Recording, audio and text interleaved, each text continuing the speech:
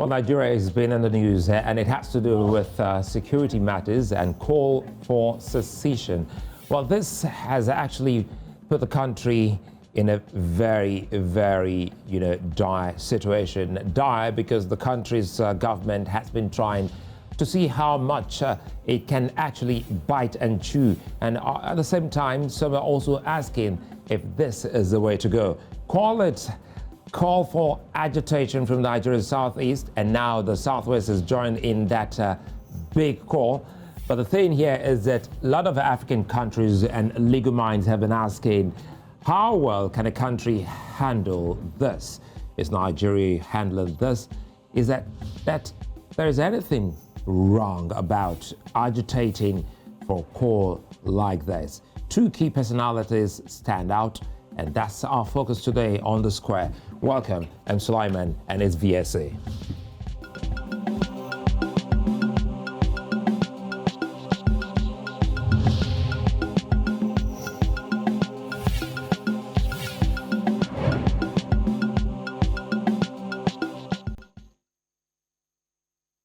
In 1967, Nigeria went on a war that threatened its unity as a country.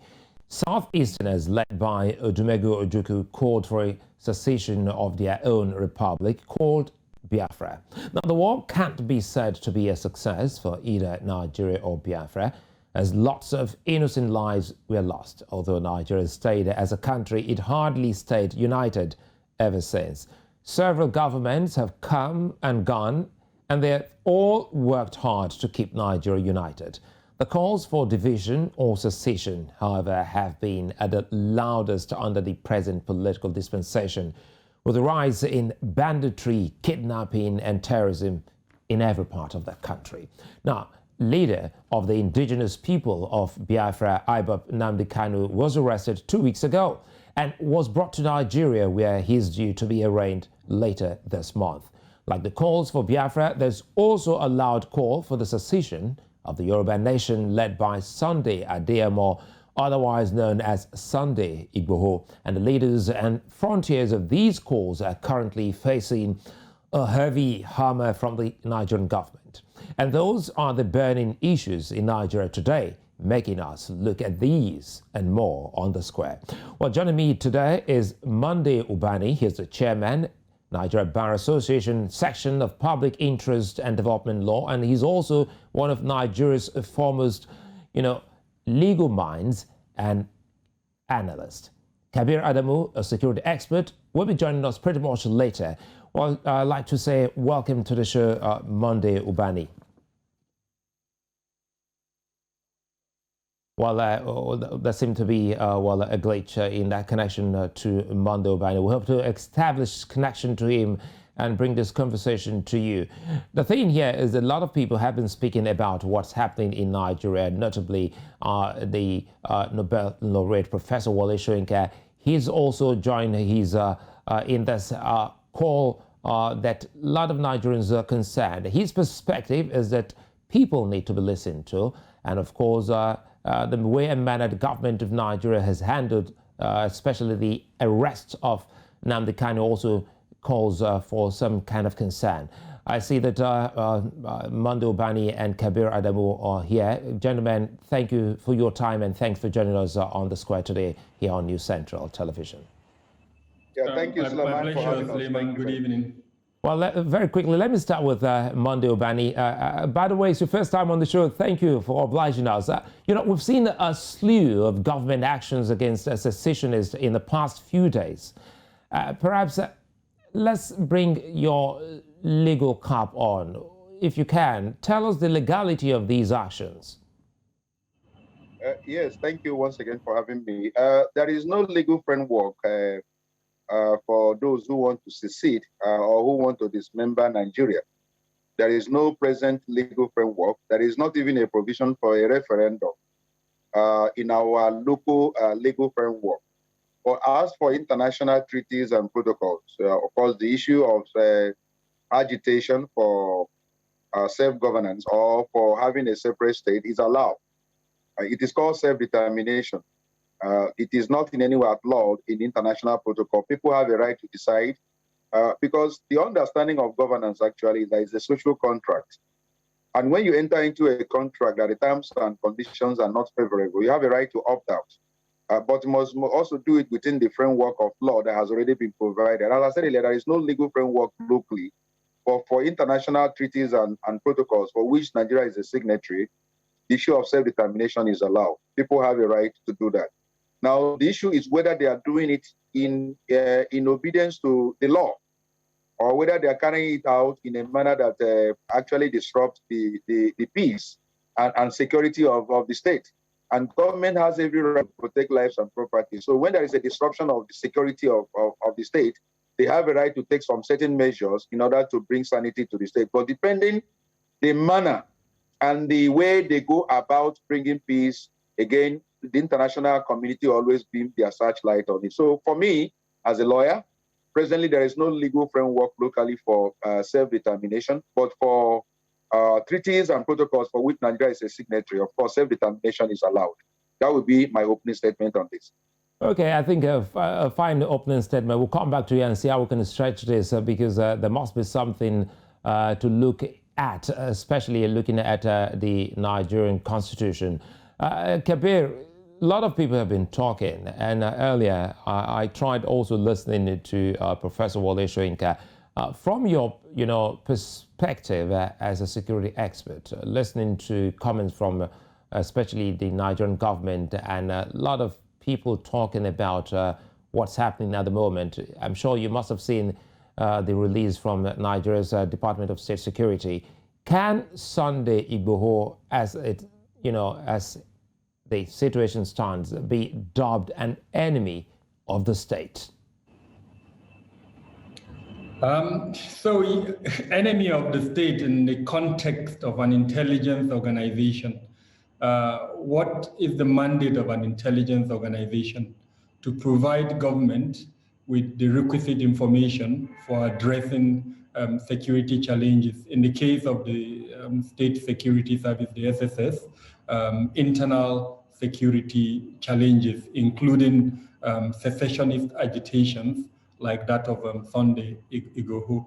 Now, what are his antecedents?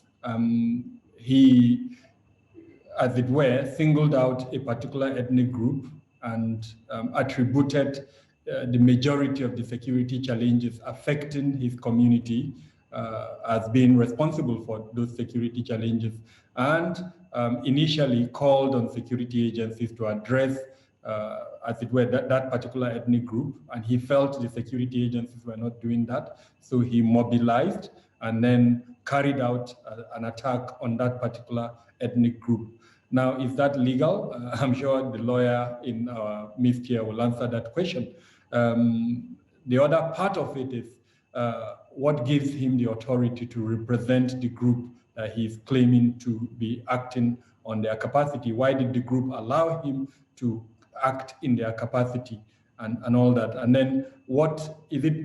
Is there any verifiable evidence that the particular ethnic group he targeted and attacked are actually responsible for those alleged crimes or offenses that he is alleging that they have committed? And if some of them are responsible, is it fair to generalize and attack all of them for the acts of some of them and all that? So several questions to be answered.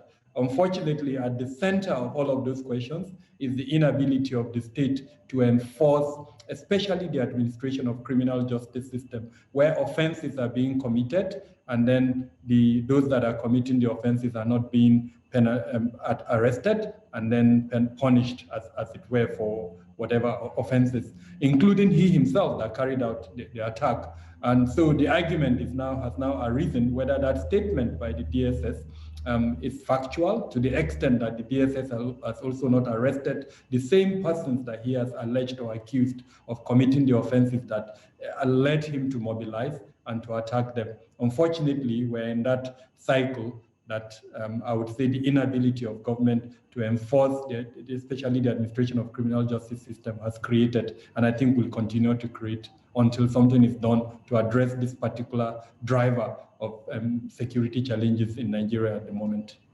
Now, let me quickly run back to Mondo Ubani because some of the key things he's raised are very germane here in our discussion, and it has to do with the Nigerian constitution. Now that this focus is on Nigeria, and is also reminded, Africans watching at the moment that while the only, angle that Nigerians or these secessionists can actually latch onto at the moment could be the treaties which Nigeria is a signatory to. But again, coming back home here, which you, Dr. Ubani, you said the Constitution doesn't actually give these secessionists some form of legal, advantage to latch onto India agitation.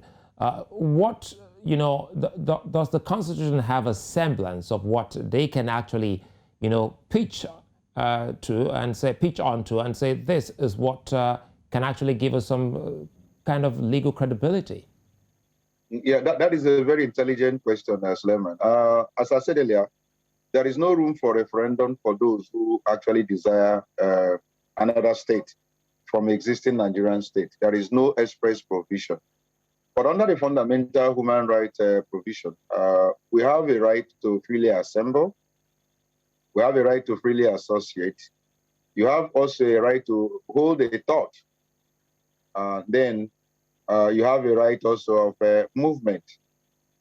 Now, when like Sunday Boho and others, decided to hold a protest here in Lagos on Saturday, and the security agencies were all over the place in order to disrupt that peaceful protest. That again, they will now cite a provision of the Constitution that to freely allow them to do that, and also even to freely express themselves. We must understand these things and place them in proper narrative and proper perspective.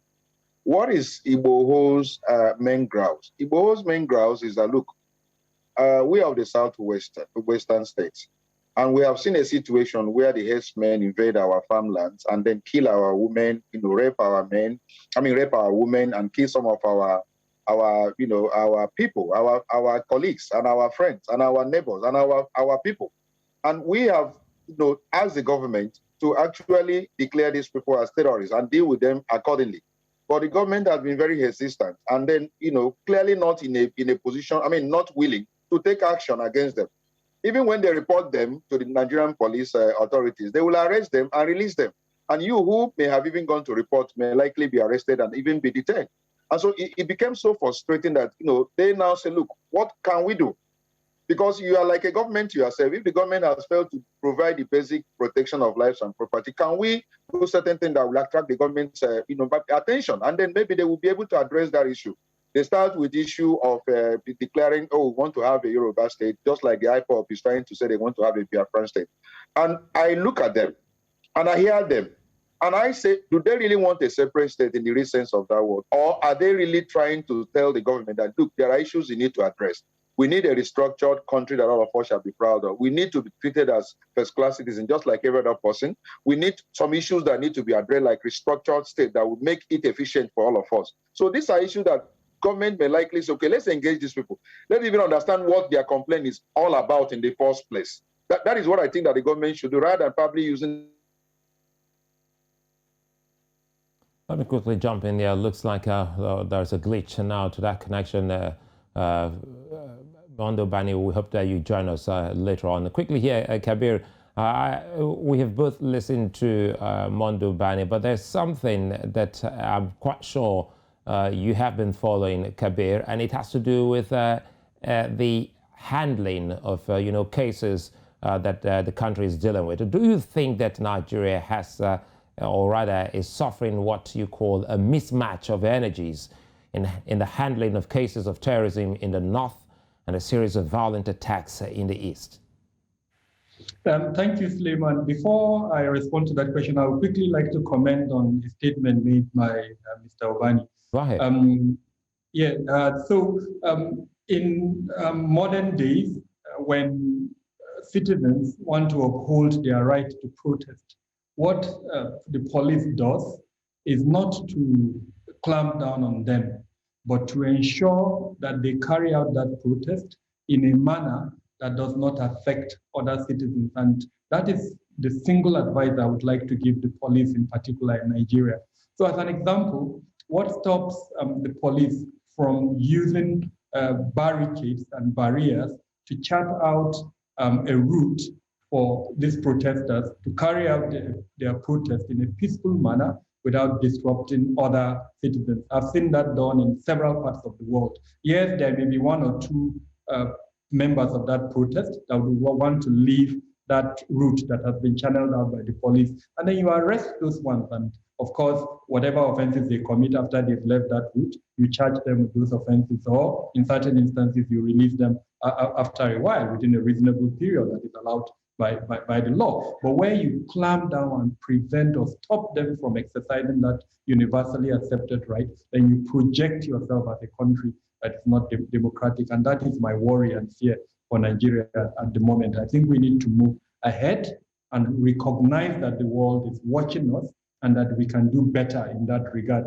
in terms of devising a policing mechanism that would allow for protest in a manner that is not disruptive. It's possible and it can be done. I read the 2020 report on protest released by the US, and these kind of mechanisms are things that were advocated in that report. It's available to the police. They should study it and then devise means to allow that. Now, with regards to your question on the handling of terrorism in the Northeast, especially as it affects the enforcement of the laws on terrorism. And the good thing is that we do have a law that specifies what we see as a country or what terrorism is.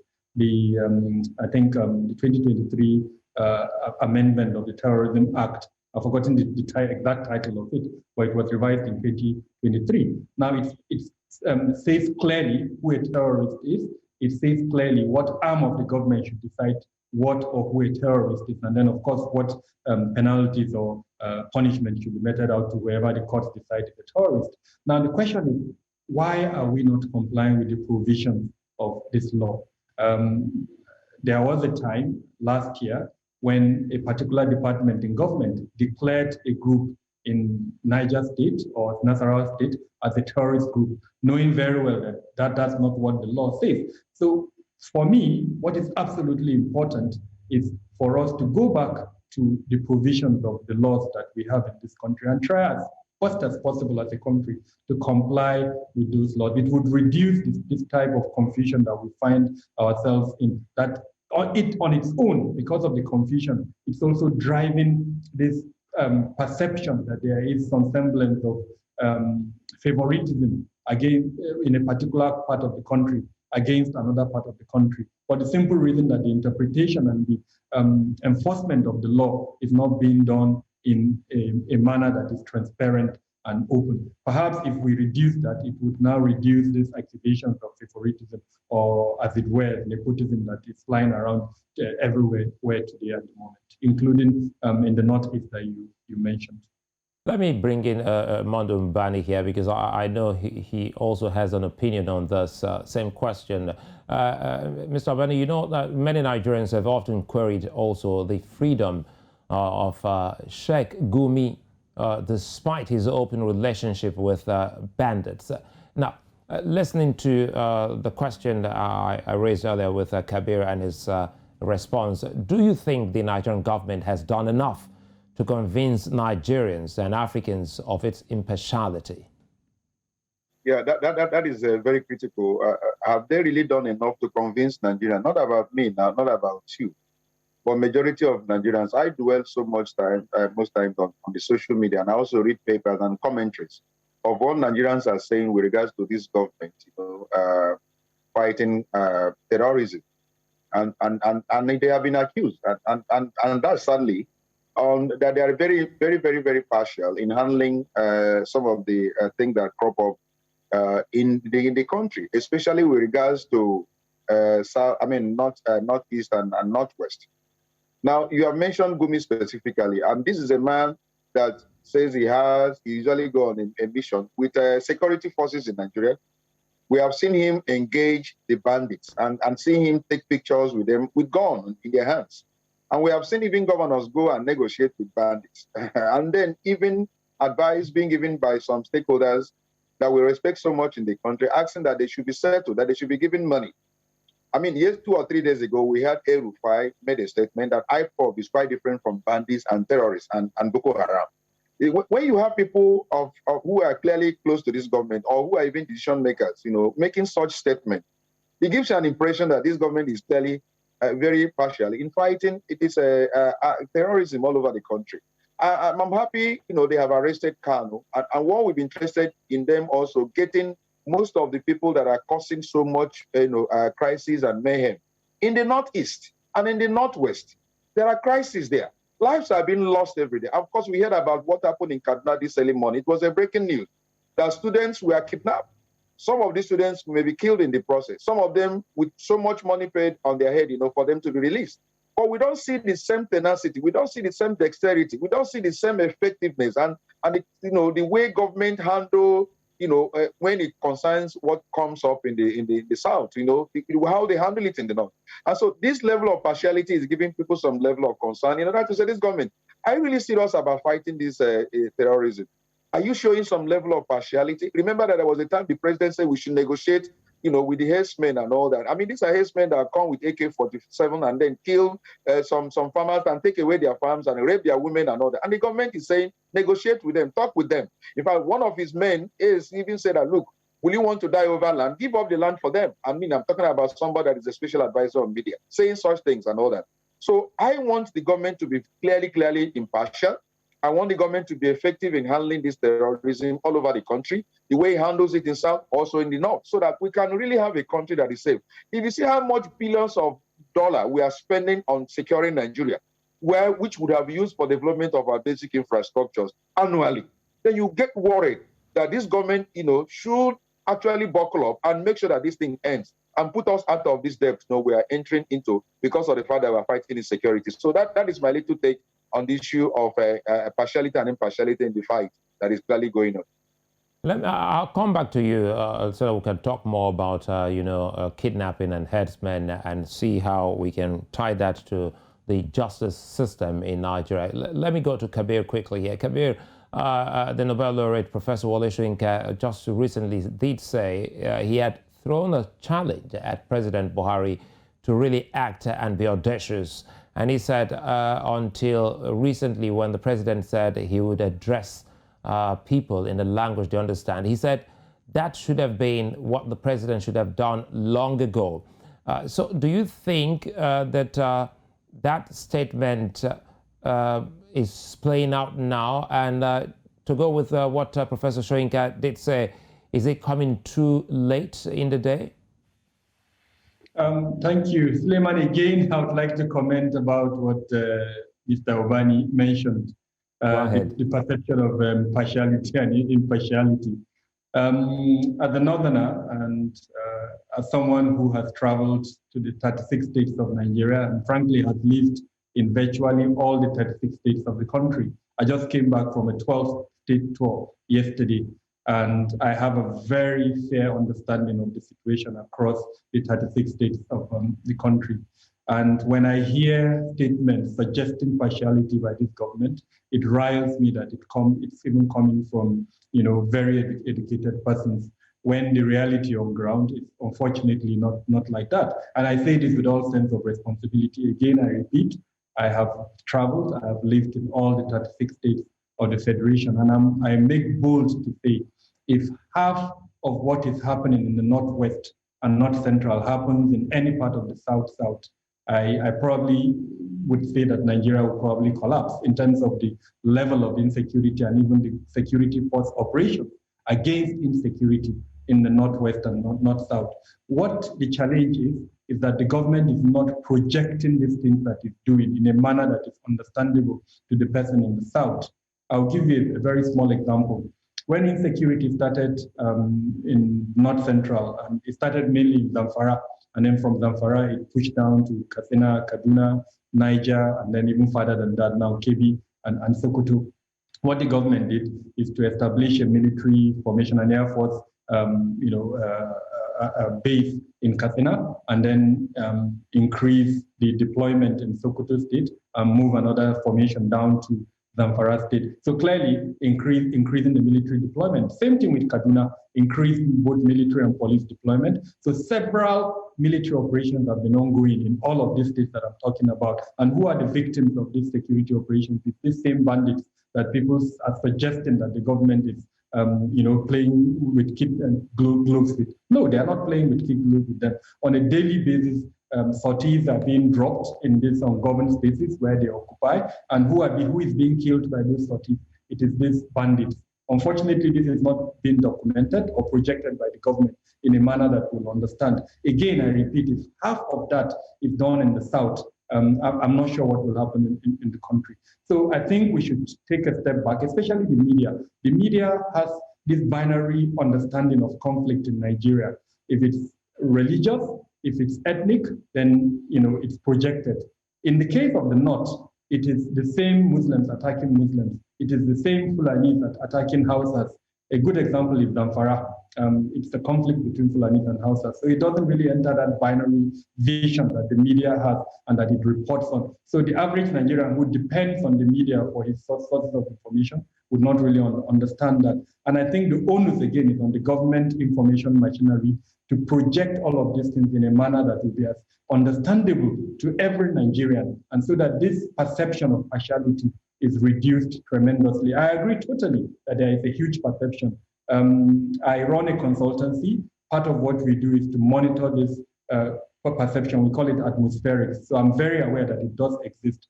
But what I'm saying is that is it the reality on ground? Unfortunately, it's not. And the only way we can address that is for government to, in a very transparent manner, project this so that Nigerians reduce this, I would say, accusation of partiality against the government. Repeatedly, the police has been challenged to present the number of bandits, quote unquote, that have been arrested and prosecuted. I honestly cannot understand why the police is yet to do that, knowing very well that severally it has arrested a lot of these bandit leaders. Why it's not documented that and presented it, I honestly don't know. But I know, based on my engagement with the police, that a majority of them have been arrested. Let's not also forget that the Fulanis themselves are the victims of some of the actions that we're discussing. Let's not continuously project them as the perpetrators of the act. Several of them, in fact, a significant percentage, are also the victims of these security challenges that we're discussing. Back to your question regarding the activities of persons like Sheikh Gumi and the role of the government in terms of whether they are enforcing laws in a manner that I would say is transparent to all the regions of the country. I believe that the security architecture in Nigeria is defective. Now, is it only defective in the north or in the south? Unfortunately, it's defective everywhere. The same gaps that are being exploited by these bandits, these gunmen, are the same gaps that are being exploited by criminals everywhere across the country. One challenge, and I'll continue to emphasize this point, is the issue of the administration of criminal justice system. We don't arrest and prosecute offenders. Offenders get away with their offenses. In the case of kidnap for ransom, they are able to collect their ransom and spend the ransom without any consequences. And unless and until we address that, a kidnapping industry has emerged and it will continue to flourish, unfortunately. Well, that's the whole essence of us having this conversation on the square. You've gone round, and I think many Africans and Nigerians haven't actually had that privilege to have gone round. Listening to Mr. Ubani will tell you one thing, because if the government is not giving the country or its people, tangible information, as you have been able to gather, then it will come across as what Mr. Ubani has highlighted as being impartial. So we're hoping that they have also heard some of those key things you've raised and should do pretty much more than just being silent or somehow the appointees being evasive instead of speaking to the people, so that every Nigerian should have a fair understanding of what it's dealing with. Well, we have a moment here. When we come back, it will be time for us to look deeper and also proffer some solutions to these problems that Nigeria is dealing with at the moment here on the square. Stay with us.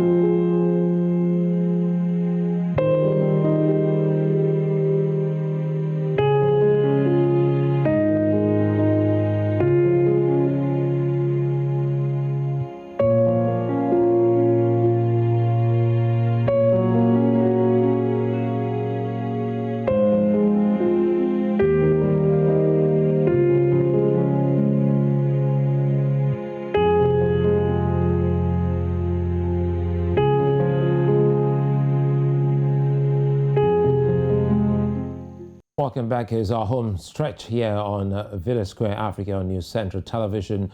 So looking at what Nigeria is dealing with at the moment. But quickly here, while there have always been calls for secession, there's never been, it's never been this loud and threatening the national government of Nigeria. But Nigerians want in, Nigerians want out, but the country is pressed against its own walls.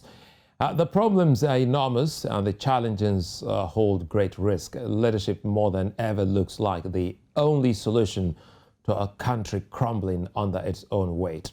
Now, more than ever, the Nigerian government must address its current concerns, listen to the people who want out, and also understand the reality.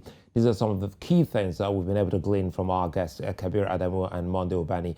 Well, good to know that, gentlemen, you're still here. It's what we're costing home. Now, let me quickly come here to you, Dr. Ubani. And if you look at kidnapping and attacks by headsmen, which have been recorded in Nigeria, would you say that what's the role of the justice system in Nigeria? Because we want you to help us here.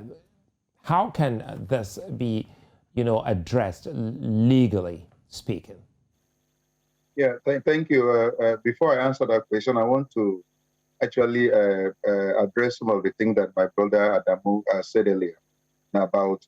Therefore, the government is doing, really doing in the north zone, generally, in order to ensure that there is no partiality in the handling of the terrorists. I don't want to argue, on those facts that you mentioned, but one thing I want to stress upon is the statements that come from those who are in government. I mean, you complain that your people have been killed by the herdsmen. You complain that these people, come over to your land and then rape and then, do all manner of things. And the government officials will tell you, go and try as much as possible to find a solution by trying to live together, with them and ensure that you accommodate them.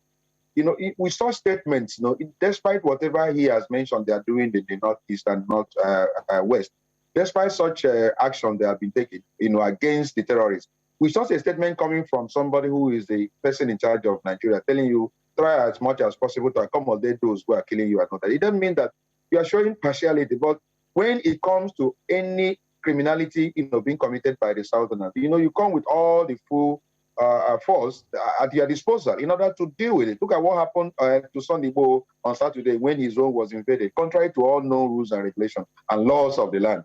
The same thing with Kano, that is allegation now and all that. One is not supporting them in whatever they are doing. We are saying that the same force we are using in tackling, those who are doing certain things that are criminal in the South, use it also, and then make a statement that does not portray you as being partial. The moment you begin to say, accommodate them, let them dust all the books and get the grazing route, and that the Southerners have said, we don't want open grazing. Let there be ranching. You said no, that let them find out the books, and get you the routes, that establish the open grazing that has been outlawed, by the Southern governors and all that. Means that you are showing some level of partiality. And that again, raises issue of agitation and then consciousness for people to say, look, it doesn't mean that this particular relationship is not working. Let us go our separate ways. So a government should not in any way engage in partiality. President Buhari is clearly a father of the nation. And in statements and in action, he should portray himself as a father. The moment he begins to show some level of partiality in statements you make whenever issues crop up, then you are giving room for what is actually playing out now for people asking for separatism. Now, as to issue of kidnapping and the other criminalities you've mentioned, and then vis-a-vis the role of administration of criminal justice, I think we are not getting it right. And I have taken time to even analyze this issue. We are not very perfect in the manner we investigate crime in this country. We are not perfect in the manner we even prosecute criminals. Most people that are walking free today in the country, 90% of them are supposed to be in correctional center, but they are out there committing more crimes. I have worked as a lawyer for more than 31 years now at the bar. I have been involved in prosecution of cases where after a suspect has been arrested, and then the witnesses come to court, the IPO will be missing.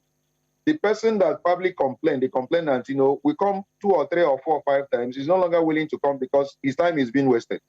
And the next thing that the court will do is to strike out the matter for want of diligent prosecution. And the man goes back to the society in order to commit crime. And so the level of our investigative process, the level of prosecution is so bad that we're not getting it right. Most times also, you see the hostility of Nigerian police whenever lawyers appear to defend any particular accused person. Why? Why are they very hostile? Because their investigative process is usually, bereft of any technology. It's not technology driven. They don't get all the full facts. They arrest and then begin to source for evidence. And when they run into frustration, if you come as a lawyer saying that you want to come and defend them, they get hostile and beat you up in the police station or wherever, their place of office is, because of the fact that they are frustrated. They have not done the right thing. But we watch what happens in developed economies, how they investigate crime. Before they rein you in, they would have concluded their investigation, gotten all the evidence. And so by the time the matter is charged to court, it is issue of you now saying maybe on plea bargain, because the evidence will be so overwhelming that you have no cause to begin to put up a defense. Why are you putting up a defense when the evidence are so overwhelming? So we need to really tackle the issue of our process of investigation. We lack the basic, tools for investigation. Technology is absent, and then getting the right people who are trained to even investigate. And so most times you see that people who are suspects, get scot-free because of the fact that they have not succeeded in getting the necessary evidence that can nail, because it is proved beyond reasonable doubt in criminal prosecution. So we have problem with that administration of criminal justice. We don't get the witnesses, to remain faithful in prosecution. We don't get the right tool in order to investigate.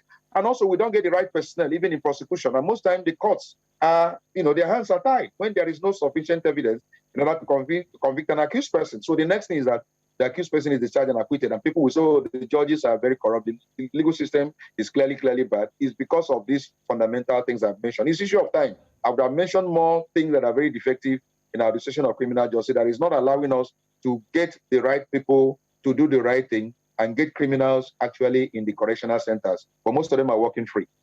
Trust me, I'll come back to you so that we can actually stretch that, because just recently I read in the papers that what should have been some kind of good news to some judges on their elevation to the appeal court meant bad news for those people whose cases were under these people, because it would mean that they had to start all over again. So you get elevated, you get a new judge, it's like back to zero. It's amazing. I'll come back so that you can help us on that and see how that is also helping Nigeria in its criminal, administration. Now I'll come back to you, Kabir. I'm trying to look at some of the key things raised by Ubani, and it has to do with investigation.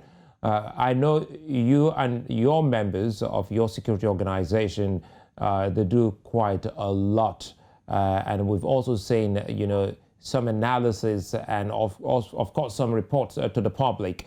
Now, does this also amount to what security agents should be doing before a burst, before an invitation, and before an arrest? What are the key things are we expecting from security operatives in Nigeria and some other African countries? Again, Suleiman, this is a very vast topic. Time will not allow us to go into details, but I'll quickly mention some of the prerequisites, I would say, for a good security architecture, infrastructure, and then, of course, the law enforcement component of the administration of criminal justice system. Number one is a database, national database for citizens that will reflect their names, their addresses, and a short profile of who they are, so that once a citizen, the law enforcement agencies want any information regarding a citizen, they can go to that database, look at it, and then be able to know who that citizen is.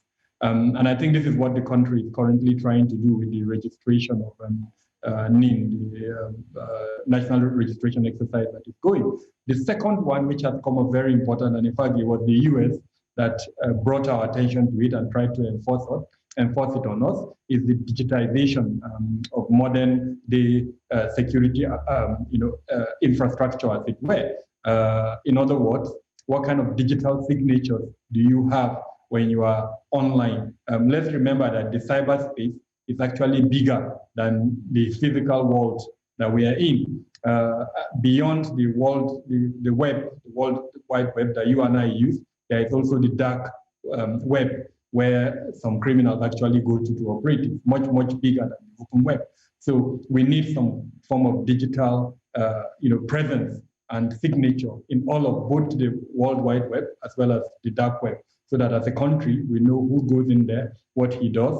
Again, this is controversial because you want to protect the privacy of citizens, but all countries in the world do it, whether they say it openly or not, they do it. The third component of that is the activities of law enforcement in terms of their ability to operate, both in terms of gathering evidence, arresting the perpetrators in terms of offenses, and then having an evidence room that is of integrity. And interestingly, President Buhari, during his swearing in 2015, spoke about this. He made reference to the fact that he's aware, in terms of the administration of criminal justice system, there's a weakness with our security agencies in gathering evidences, and specifically mentioned the issue of evidence rooms. I make bold to say that as of today, very few of our security agencies have evidence rooms that are of integrity. I'll cite you an example. After the bombing in Inyanya, Abuja, in 2014, when a vehicle was, an IED-laden vehicle was left at the motor park in Inyanya, and it went off and killed several persons. The person that was asked to investigate that case retrieved the steering wheel of that vehicle and kept on his table. If you go in to say hello to him, you point at the steering wheel. This is the steering wheel from the vehicle that was detonated in Abuja. Naturally, you'll be tempted to touch it, destroying evidence, and in that process, making it almost impossible for the prosecution of whoever it is that drove that vehicle. Another example is an ongoing case, a kidnapping case that is as famous as it is infamous. We all know it, but for me not to be subjugized, I wouldn't mention the case, but we all saw how police officers rallied around the suspect and his residence, gathered phones, took pictures with those phones, touched those phones, and displayed it on social media, on destroying evidence and giving him enough time to actually destroy the evidence himself. So clearly, the issue of evidence rooms in our security infrastructure is almost absent.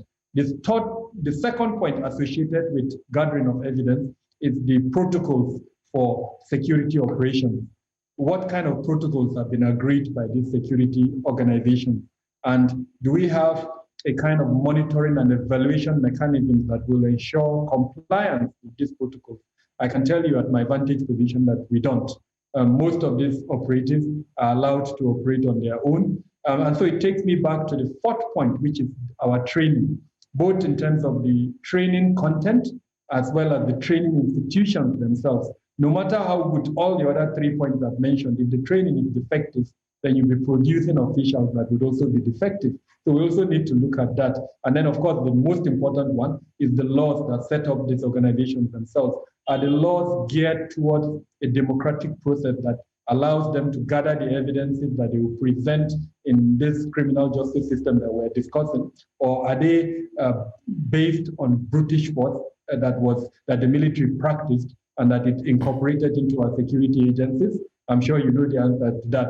So, and I'm very happy with both the 8th and 9th Assembly. They have attempted through several reviews of our existing laws to democratize these laws and introduce some aspects of this type of processes that would ensure transparency in the process of the security organizations. Again, this is a very wide topic. I've just touched on a few parts that I think would be helpful in investigation and in the contribution of law enforcement to the administration of criminal justice system. Well, you know how we do it here, Kabir. I'm sure soon we'll look at that holistically here on the square. Quickly, let me go to Ubani and see how we can stretch this before we leave. And it has to do with your own group, the Nigeria Bar Association. Well, keep in mind, you can also add to some of those key things you were meant to add to see, how Nigeria can get out of the mess. But again, as a member of this elite group, an all-important group in Nigeria's development, How can members or the group, the NBA, help in keeping Nigeria united and safe? We have a key role to play, as you rightly pointed out. We are engaged in the administration of justice generally in the country, especially on the issue of criminal justice. Lawyers, first of all, you're a lawyer before you become a judge. It is lawyers that prosecute most of these cases. It's also lawyers that defend. And so we must be interested in the safety of the country because all of us are citizens. And the primary responsibility of every government is security of lives and property, and including the welfare. So lawyers have a very big role to play in this regard. I am worried most times, when I see criminal justice systems suffering. Even though there has been some level of amendment now, the Administration of Criminal Justice Act have taken away some of those loopholes that some people were exploiting before in order to prolong criminal trial. Either you can raise a primary objection on your trial, and then if you lose at the lower court, you can go to Supreme Court. And before that matter will be determined, we take up to 15 years or 12 years. And by the time the court rules that the matter must go back for trial at the lower court, you've lost all the evidence. The witnesses may be unwilling or they have been compromised. More so when we don't have a witness protection here in the country. So it's been a problem until the Administration of Criminal Justice Act was amended in 2015 by the previous government, signed into law by President Jonathan. Now, have the judges understood that law in itself, and then are they applying it? We are still having problems. One, we are having shortages of judges that handle criminal cases. Most of them are overworked. The case they usually have in a day sometimes are so many that you keep on adjourning. There is a particular case my brother has mentioned now, which has to do with a kingpin. That his matter has been going on for many years now. And we have not even gotten to the level where we say we have made some level of progress. Whereas we watch what happened recently with Black Lives Matters, where this particular police officer was prosecuted properly and efficiently and also timely. And we saw the pronouncement was recently has been sentenced to 22 years. Why is it that our own cases will last too long? And then at the end, people get uninterested and people get disinterested. And before you know it, all the witnesses may not be willing to come back. Now, Oji's case, of course, is on technical grounds that case was dismissed by the Supreme Court. And they asked for a retrial. Now, we're having issue now. Oji has gone to court to say, no, it cannot be tried because he has already been sentenced. Now, before you know it, what has started from the Federal High Court will end up at the Supreme Court with this particular matter because it's a civil matter. And by the time you get to Supreme Court over that particular thing you see that just took place recently, would have taken more than 15 years. To resolve at the Supreme Court level. So we're having issues with our administration of justice generally. And we need to do certain things as lawyers, as lawmakers, as those who are in governance in order to really, change our system. Because some other African countries are far ahead of us in terms of administration of justice. If you go to some countries in Africa, you'll be wondering, what we're doing. Even Ghana that is our neighbor here, they are far ahead of us in terms of speedy dispensation of justice. So I think we have a role to play. I'm presently the chairman of Section of Public Interest and Development Law. It is a very important section that deals with issue of law and the members of the public. How members of the public perceive lawyers, is on the level of intervention we make on the society. And I think that lawyers should be more involved in determining the future of the country, in raising issues and interrogation of governance, and when it's not happening well, especially on the area of their specialization, administration of justice, we are not getting it right. And there are certain basic things we need to do in order to get our administration of justice running well and having the right caliber of men that will man the institution. I'm happy with what Mr. Adamu has said on the issue of investigation. You see the stages he has taken it. I wish that he can be in a school to really teach our security agencies, most of the things he has even outlined this evening on issue of investigation. You see that he has even touched a bit of it, not even a whole. You can imagine where they have undergone such a training and know what it takes to investigate a matter and get all the necessary evidence that can convince a judge that this man is guilty. Most times, all these cases are lost based upon poor investigation, because the technology, the thing that's supposed to be there, the training, the structure, the infrastructure, they're basically missing. So we need to go back to the basics. Absolutely. And get this on so that we can have a country all of us shall be proud of. To answer your question, we have a very important role to play in ensuring that Nigeria is secure, in ensuring good governance. And when government is not getting it right, government should also give us opportunity for a feedback mechanism. They should allow us to say it, and they should not come after us. They should not arrest us. They should not put us in detention, and they should not kill us. The government need to get a feedback mechanism. That is the way country and the world moves forward, not by getting angry because somebody criticizes you. Well, I think it's a fine place for us to leave it for today. We'll continue with this conversation, no doubt. I'd like to thank Monday Ubani and Kabir Adamu for being such a nice company. And of course, we are each other's harvest. We are each other's business. We are each other's magnitude and bond. We are only as strong as we are united and as weak as we are divided. Well, that's the final message on the square today. I'm Sulai. Thanks for staying with us. See you tomorrow.